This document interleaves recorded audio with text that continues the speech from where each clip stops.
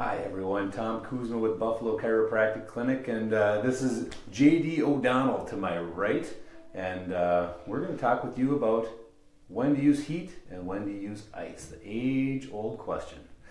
First off, I want to introduce JD here. I'll let you introduce yourself a little bit. Yeah, like Tom said, I'm JD O'Donnell, and I grew up, born and raised in Buffalo. I graduated from Buffalo High School in 2012.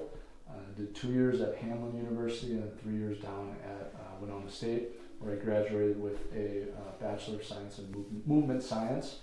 And after that, I got certified personal training before moving on to Northwestern Health Sciences University to become a doctor of chiropractic here in December.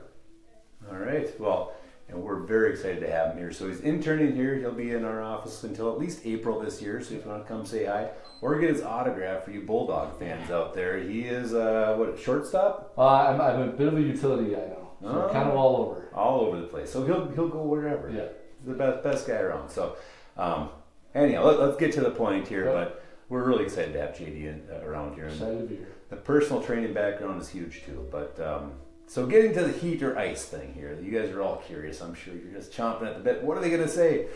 So we'll start with when you would possibly use ice. So say you're running, you slip and fall, and you jam your elbow, and you just your elbow's swollen. It hurts like the dickens. You can't hardly move it. That's an opportunity to use ice, right? When it's swollen so much where you really can't even functionally move it, then you want to ice it until you can get movement in there.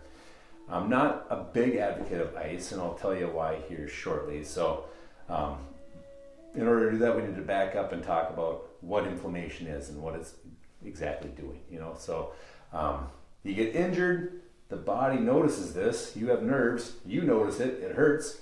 So the body will send chemicals there. It'll send macrophages and all these fancy words that we could get into, but we're not going to. But those are there to clean up the debris. So when you injure it, it means that something got tore, something pulled, something was strained, and that is going to lead to debris.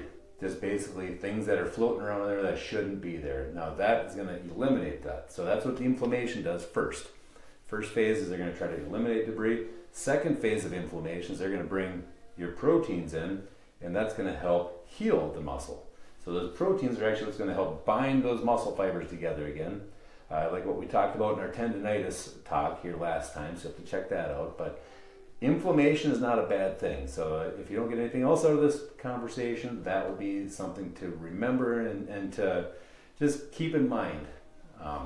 Us Western folks, we don't like pain, so that's why we put a lot of ice on a lot of things. If it hurts, put ice on it.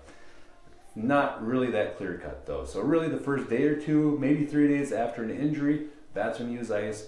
After that, we want to kind of shift gears a little bit and help support that inflammation a little bit. Right, JD? Which is where heat comes in. So 1 or 2 days, you ice it. It's feeling pain-wise, it's feeling a little better, but you might wake up and the elbow is a little stiff. That would be a great time to add some heat to increase blood flow to that joint, to your elbow, so you can keep working on that range of motion and keep allowing your body to get blood flow there and nutrients there to help with the healing process. Yeah, so in a nutshell, ice if it's super inflamed, heat if it's super stiff, right? Yep. Most chronic things, if it's been there forever, if you wake up with a stiff neck every day, don't be putting ice on that. That's a heat thing always. Low back, same thing. If you're feeling this every morning, if it's stiff and sore, heat brings blood to the area, that softens those muscles and tissues, and then you want to exercise, right? Move the body. That's the most important thing that we can do is just move the body, and that will actually pump the inflammation and pump some of that painful stuff out of there naturally without having to freeze it to death. If you have questions, call the office. If you have an injury, certainly call the office. We have other solutions for when things become scar tissue. Very, very effective procedures we have here, and we'll get to that on another video. Be sure to subscribe. If you want to get more of these videos, we're going to try to do about once a week, at least a couple times a month. We'll talk about things. If you have questions about what you have, shoot us a line. We'll do a video on it. All right. Thank you, JD. Thanks, Dr. Kuzma. And thank you guys for tuning in. Thanks, guys.